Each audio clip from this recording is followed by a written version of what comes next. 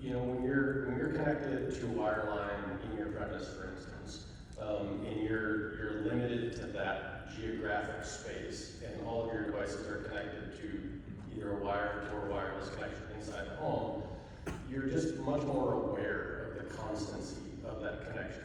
But on the flip side of that, when in wireless networks, when you're transient, mobile, and moving around, you know, whether you're in your car, on a train, or whatever, I do think there's some acceptance of black holes and parts of the service where your wireless service may be impacted.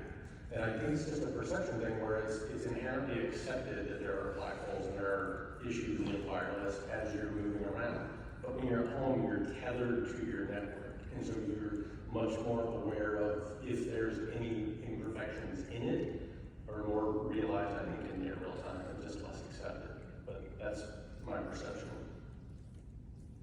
So I would argue that perception is reality. You know, when Sam Knows was doing those speed tests, I questioned it from the very beginning because I do something called Power Boost, where you can give a customer almost unlimited speed for a certain amount of seconds based on the power boost and the plates and blah, blah, blah, and max burst settings and the CM file settings. And most of the speed tests in the traffic was customers hitting speed tests. You know, that was the biggest thing, was speed test, speed test, speed test, just to see how much speed they would get. But power boost allowed to give the perception of higher speed for a minimum amount of time. Now, it wouldn't allow you to keep that speed for 24/7, but it's one way of giving a perception, and that leads to their reality. So it's, in that regard, it was kind of nice. It was kind of a band-aid, but it works out well. And you could even do that on the upstream. A lot of people weren't, but most people were doing it on the downstream. So I think, you know, some of the biggest holes I see, I can go back as devil's advocate as a consumer, is the things we can't control is the powering, like the power in the house, the glitches from the power company.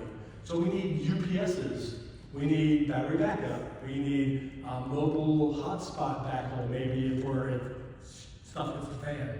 You know, like what do I do when there's things I can't control, but I'm the one who provides the service, the cable operator, so I look bad. Even though it's not my power, right? So these are the type of things. A lot of people have laptops, so laptop stays up and running, but then the modem doesn't.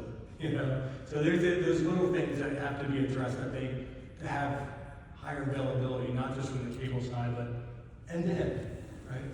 Yeah. All my home network stuff's on a UPS for that reason. My power goes out far more than my cable network, Yeah.